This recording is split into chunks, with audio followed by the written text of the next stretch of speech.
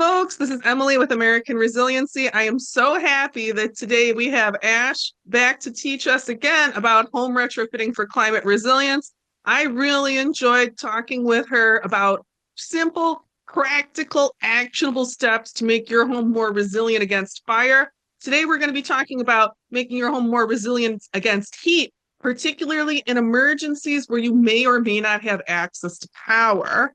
You may notice that I'm wearing my chunkiest sweater because it is a refreshing -18 with wind chill where I am today, making it perhaps an unusual time to talk about heat. But I know that many of our AR community members are people who live on a budget.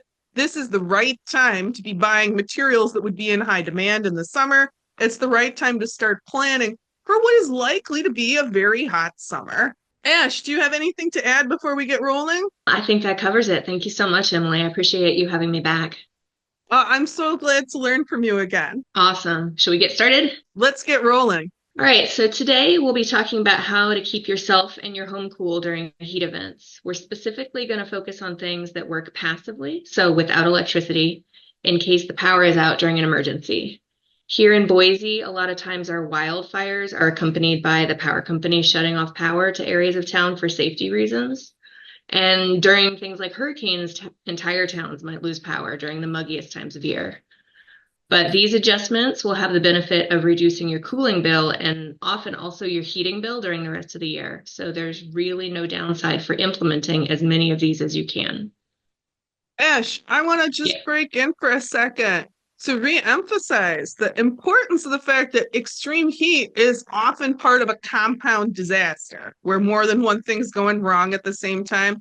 And as you mentioned that you're in an arid climate and you mentioned hurricane and the potential for muggy climate. So I think it's worth noting that in this teaching, Ash is going to give us some advice for both of those types of heat, arid and humid heat.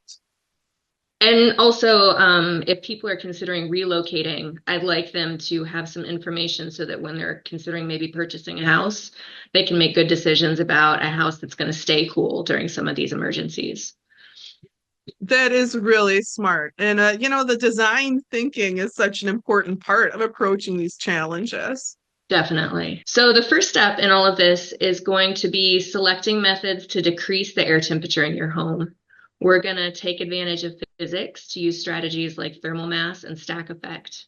This is highly dependent on your climate and how your home is built, like we just discussed. So there's some important things here to consider if you're moving or buying a home.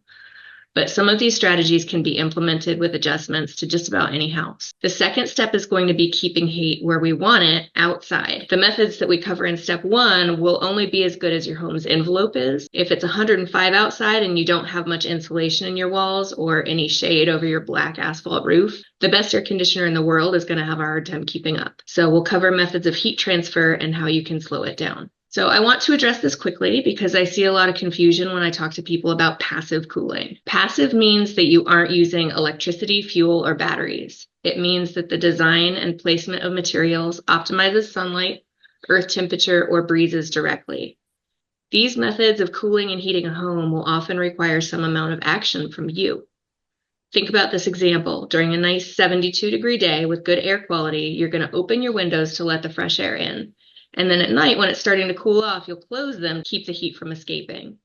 That's an example of a passive system, but it requires action from you. Active systems are mechanical. They use energy or fuel. When we're discussing cooling, this will include everything from geothermal heat pumps to traditional air conditioners. So even if they're powered by something like a solar array, they're still active. They're not passive. Active systems typically require very little input from homeowners other than just adjusting your thermostat. But since most of them use a large energy load, we're not going to be focusing on them for this discussion. So when we're talking about these passive systems, we're talking about parts of your home or design elements of your home that some of them, once you put the action in to get them installed or to have that be a functional system in your home, even if the power goes out, you're going to have some ability to engage in climate control. Yeah, but it's going to require a lot on actions from you for a lot of these. Well, sometimes it's easier to keep a person up and moving than to keep power grid up and moving. So that can be an advantage. For sure. So there are three main passive strategies that we're going to discuss in this section, as well as briefly touching on active emergency cooling. Ventilation is the first passive strategy. As long as the air temperature is less than your body temperature, the moving air will displace the warmer air that's in contact with your skin, which transfers the heat away from your body.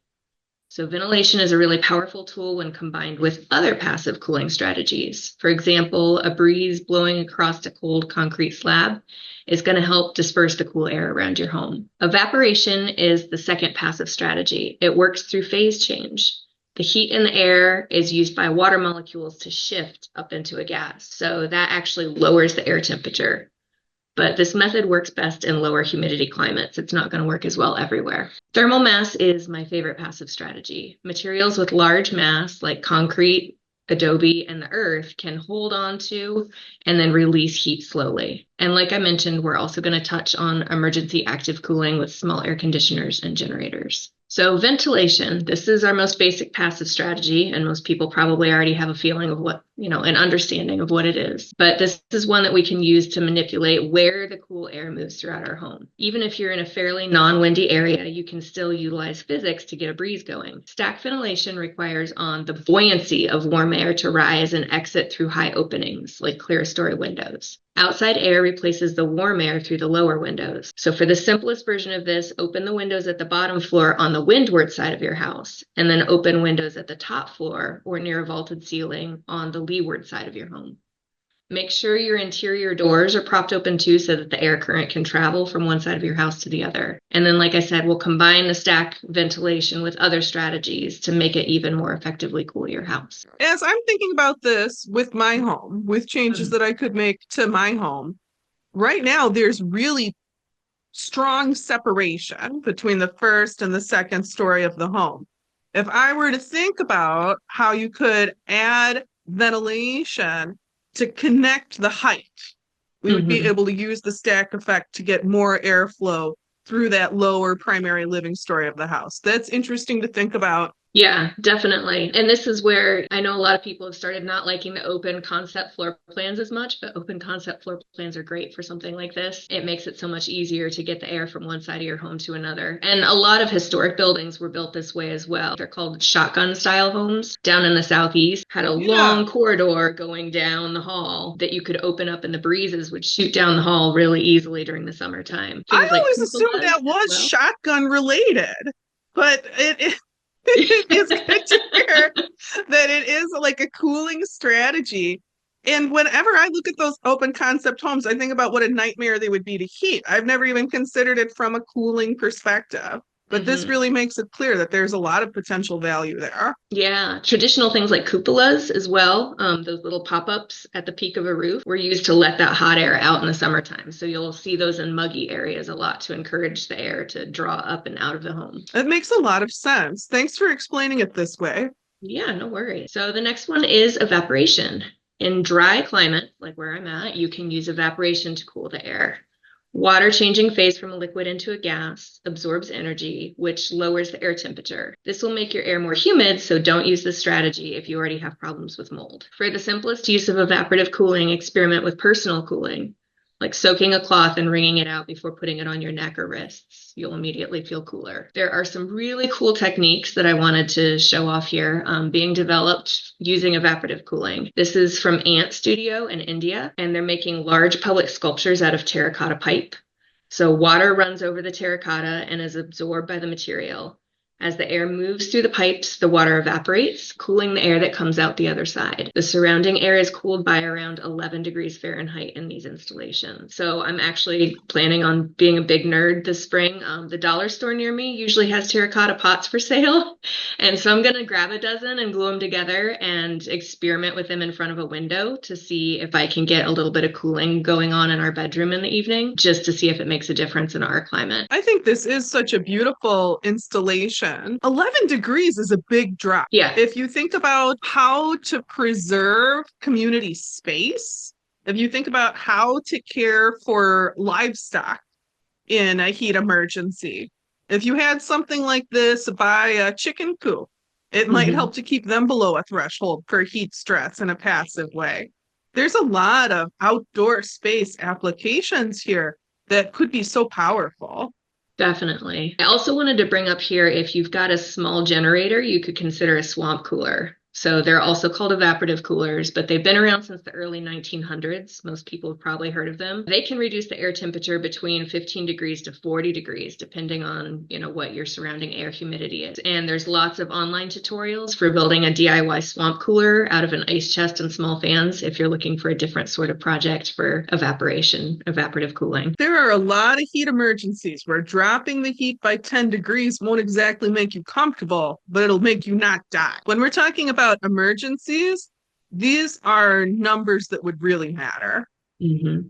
All right, so we are on to thermal mass, which I'm a big dork, and this is my absolute favorite passive cooling technique. So if you've ever noticed how a shaded concrete floor always feels cool underfoot, that's thermal mass. It basically acts like a regulator, smoothing out the temperature fluctuations over a long time period.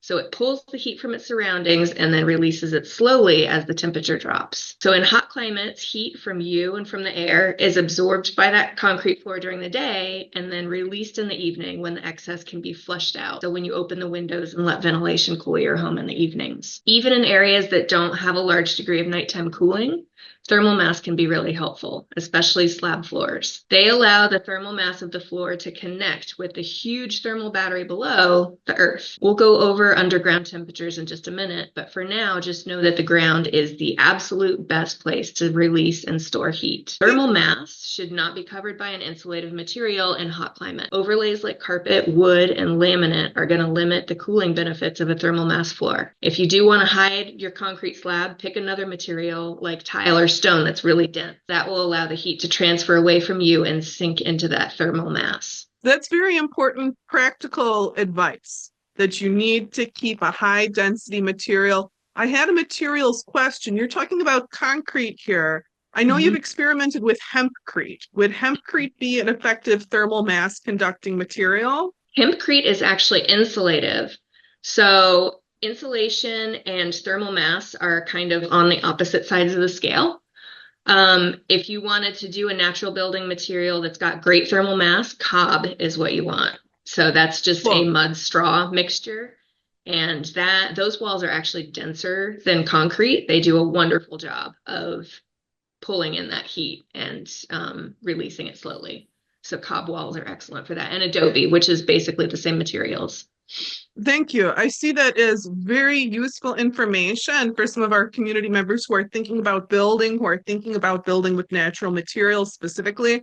And when you talk about shading from the sun, I want to do a minute to integrate this with our knowledge about fire resilience, because in many areas, you're not going to want to have trees too close to your house.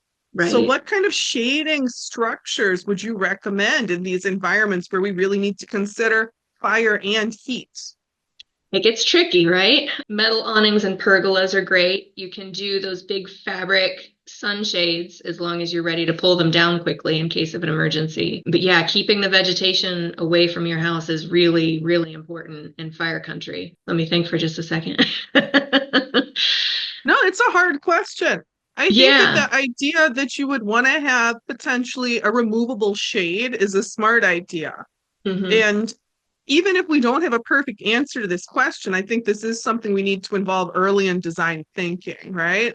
Oh, yeah, I've got some ideas. In some Middle Eastern countries, they'll do almost an exterior perimeter wall, something outside the walls of your house, just that's going to be a filter for that sun coming down. So do that out of something that's non-burnable, like a concrete breeze block would be great. And for roofs, later on, we will be talking about radiation. And so there's ways that don't require shade necessarily, but you can still reflect that sunlight. We'll get back to focus here. But the idea of a perimeter wall that would shade windows is a very interesting idea. No, there's some really beautiful examples of it. I also wanted to touch on, if you're pouring a new slab and you're in some place where you're worried about these heat emergencies, make sure to insulate the perimeter stem wall, but leave the slab open to the earth's temperature below. Right now, a lot of times we'll put insulation underneath the slab. But if your primary concern is these heat emergencies, I would want my slab to be making contact with the earth. Another thing to consider is that if you do still have cool winters, your concrete floor is going to feel cold in the winter. So a radiant heat source can help prevent thermal mass floors from feeling too cold underfoot. And if you need to, putting out rugs during the winter is also going to help. Putting out rugs sounds to me like the sort of low power human based solution that we should be able to handle. Yeah, for sure. And it's such a simple thing to do, but just changing your decor from season to season, it makes a lot of sense to do what's going to feel comfortable for that time period. So now we're going to get into the thermal mass of the earth. The earth holds a steady temperature underground. In Boise, the temperature stays 52 degrees year round, about 30 feet below the surface. Above 30 feet, the temperature is going to shift seasonally, but delayed from the seasonal temperature above. So check out the graph here showing the seasonal ground temperature shift in Virginia. I'm not quite sure where in Virginia this is, but I found it online. So here the maximum temperature occurs in early August, and that heat is going to take months to penetrate into the ground. So 12 feet below the surface, you can see that the soil isn't going to heat up until late October. But in August, when we really need the cooling, the soils will still be being influenced by the temperature in early April. And that's all still tempered by that yearly average. So a basement is an incredible asset for keeping the temperature stable in your home. Even if it's one of those creepy utilitarian kind of spots filled with furnaces and utilities, I would want to make sure that it's a comfortable enough place for your family to stay in during heat emergencies. Finding a place with a basement is the number one priority that I would recommend if you're looking to move and you're worried about heat events. It's worth noting many of our most stable areas in the projections are areas where it's fairly typical for homes to have basements. So we've got some good fortune with the legacy construction there. Yeah, for sure. I also wanted to show off these little constructions. These are earth air tunnels, and they're also called earth tubes. They are a really cool technology, but they're not widely used in the US outside of some examples like the earthships in New Mexico. So you probably have not heard of these. I heard about them from the first time from you. I know. The earth tube is like my favorite thing that I've learned about from you They're so far. Funky. They're so funky.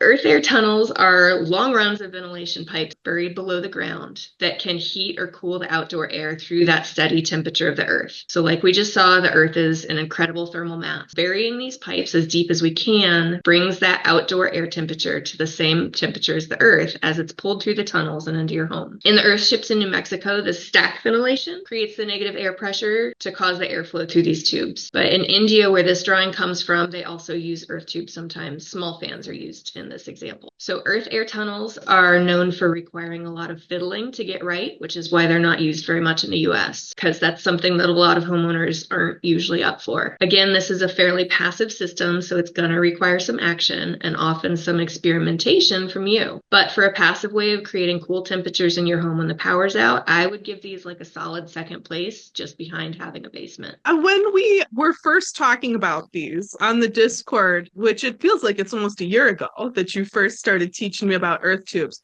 we started down at thinking about ways to reduce humidity. And I just want to highlight that this is a way to potentially dehumidify air that might be coming into your home if you're in a humid climate. This is something that really stands out to me in the Midwest. I think that in the Southeast, this is also a real concern to be able to moderate the amount of humidity coming into the home. Possibly well worth the fun of a large excavation.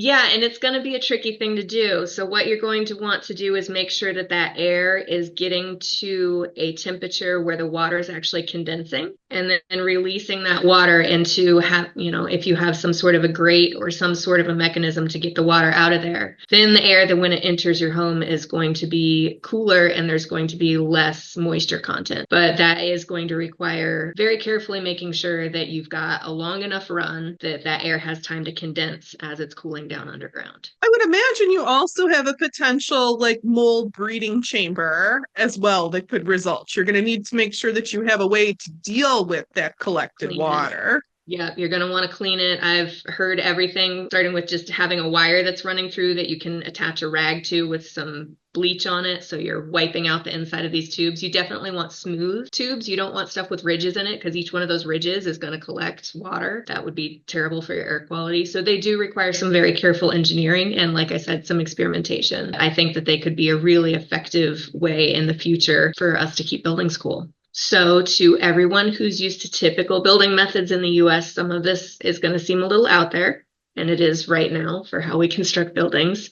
So I wanted to throw in a really cool ancient building type to help prove the validity of these methods. These buildings are called yakhchals. They are ice storage shelters designed by Persian engineers around the year 400 BCE. So they've got really high thermal mass and they've got basements. Water runs underground in aqueducts, and then stack effect ventilation from these tall wind towers sucks the air out of the building. Fresh air is pulled in through the shaft along the underground aqueducts and cooled. So it's cooled by both the temperature of the earth and the evaporative cooling from the water. So like I said, these are ice storage shelters, and they could keep the ice solid throughout the summer in Iran. Recent modeling that has been done shows that only about 20% of the ice would be expected to be lost through melting by September. So they'd be keeping ice in these buildings all summer long. Obviously, So powerful. it's so cool. It really lets you think about our mindset, our paradigm, because I think most of us think that in this future where we're looking at more extreme heat, the only solution is more energy use, is using more air conditioning. But these pre-electricity solutions were very effective. And like, that's kind of a cool looking monumental structure. You could see doing a city hall that way, right? Right. Yeah. Having emergency cooling shelters for people in cities that are built like this would be amazing. Man, that would be like a generational gift, you know? Yeah, absolutely. Obviously, you're not going to be able to keep your house at these temperatures unless you can recreate meter thick mass walls and underground aqueducts, which, most of us cannot. But it is really cool to see how that ingenuity in physics can keep a building icy cold without any mechanical systems at all. This is only for arid environments, but for our friends who are dreaming big in arid environments, this is a Yes. path forward from the past that would be very actionable. Yes.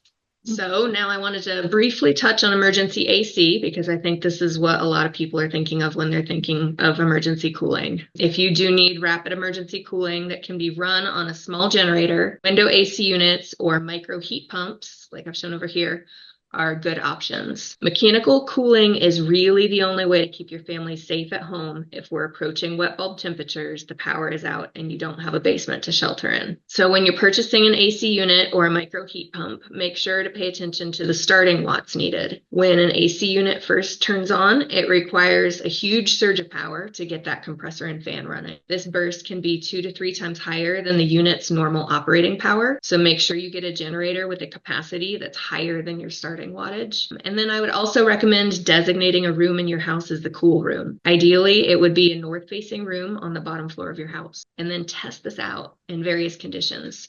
Combine this with some of the passive strategies listed above and things like personal cooling vests to keep you and your family safe and comfortable. Just having a moment to identify what your cool room would be. What is the north-facing room on the lowest floor of your house is a step that can help build your resilience right now. And thanks so much for that advice on the generator specs. I think that that is really actionable and important. I've had a lot of generator failures in some of my experiments, so that's hard-earned knowledge right there.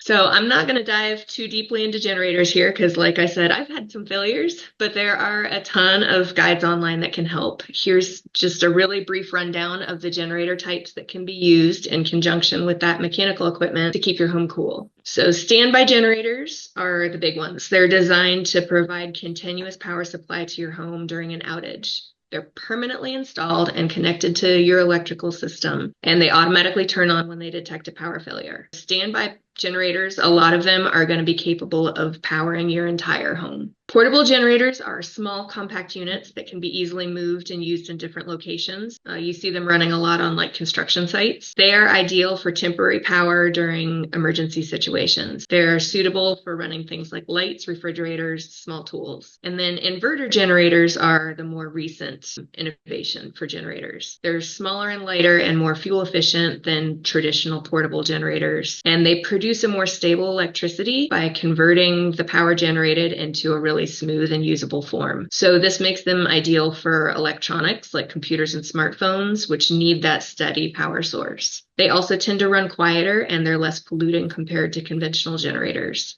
So you can find models for each of these types that use different fuel sources. Figure out what works for you in your situation. If you're in an apartment, maybe you don't have any place to put a fuel burning generator. So something like a small solar inverter generator would be your best bet. Or if people in your house have medical needs that require devices like a CPAP or an oxygen concentrator, you might want to look into having a standby generator for your whole house. Before Quick we note. go on, I wonder if the community can benefit from your experimentation, because you say that you've had a lot of hard-earned lessons, and this is the time to be learning those lessons, right?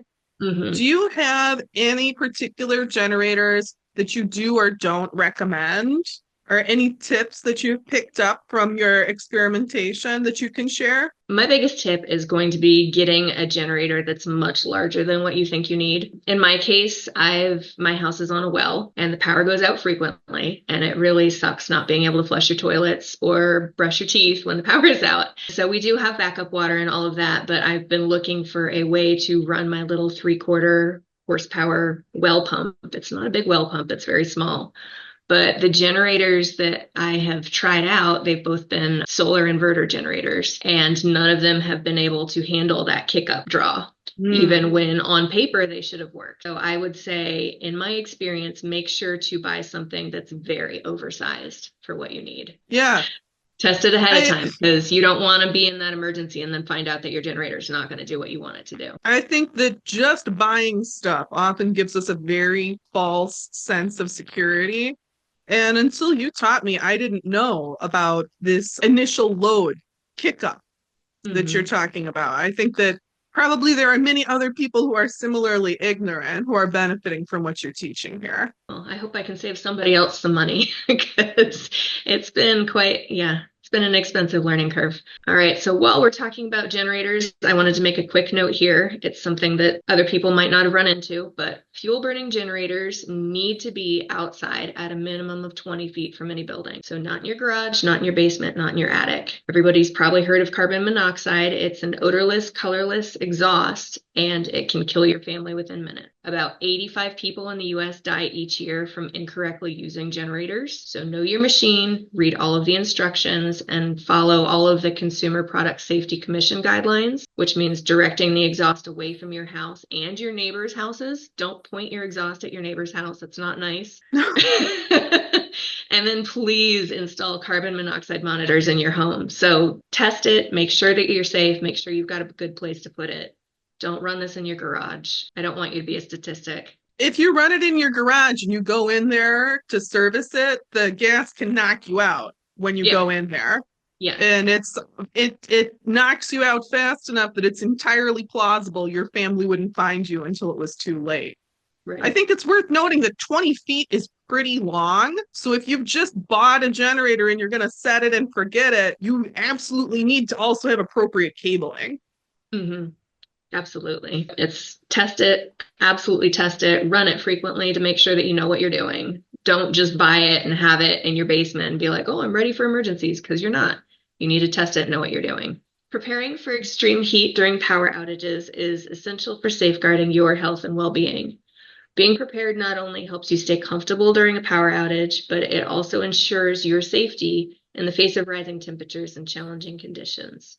So stay proactive, plan ahead, and take the necessary precautions to stay cool and healthy when extreme heat strikes. So I wanted to invite everyone again to join us on the Discord, because I'm really happy to deep dive into any of these topics or any other building stuff that they might have questions on. Ash, thank you so much. That is such a gift to the community. And I really appreciate how this presentation lets us not only think about practical, actionable ways to make a space for our families that would be safe without big retrofits, but it lets you kind of dream big in a lot of different directions with the retrofits. A lot of us, we feel so paralyzed when we look at the future that is coming, but I think this helps us see many practical ways to respond that will impact your quality of life in heat in the future. Thanks so much for joining us, for your offer to continue the conversation, and for this rich teaching. Thank you so much, Ash. Thank you so much, Emily. It's always a lot of fun. I appreciate it. Folks, thanks for spending some time learning with me. American Resiliency is a donor-supported nonprofit. We're focused on helping everyone access climate information so we can respond to the changes that are coming.